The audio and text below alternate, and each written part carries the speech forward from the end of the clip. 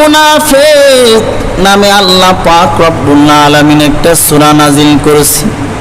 ইযা জাআকাল মুনাফিকুন, কোরআনের সূরাতুল মুনাফিকুন দ্বারা প্রমাণ আল্লাহর রাসূল সাল্লাল্লাহু আলাইহি ওয়াসাল্লাম আলিমুল গায়ব নয়, আল্লাহর রাসূল সাল্লাল্লাহু আলাইহি ওয়াসাল্লাম হাজির নাজির নয়।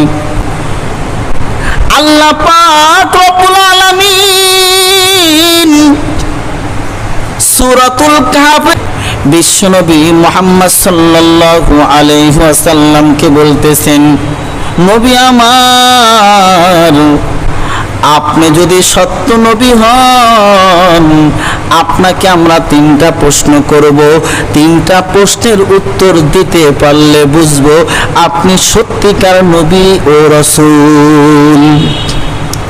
1 নাম্বার প্রশ্ন, রূহ কি জিনিস? রূহ সম্পর্কে আমাদেরকে আপনি জানিয়ে দেন। আসহাবে কাহফের ঘটনা আমাদের নিকটে বর্ণনা করেন।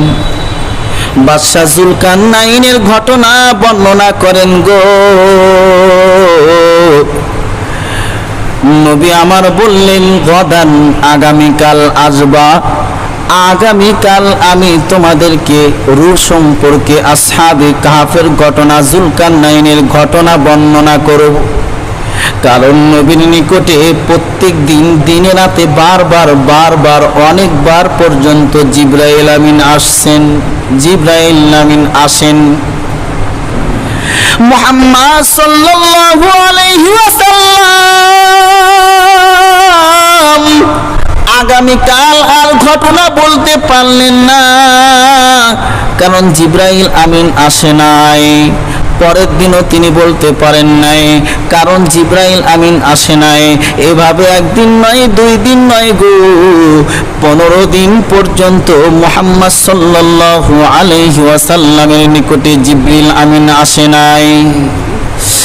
এই ঘটনা থেকে প্রমাণ, মুহাম্মদ সাল্লাল্লাহু আলাইহি ওয়াসাল্লাম যদি গায়েব জানতেন, তিনি যদি হাজির নাজির হইতেন, অবশ্যই আসহাবে কাহফের ঘটনা তখনই বলে দিতেন।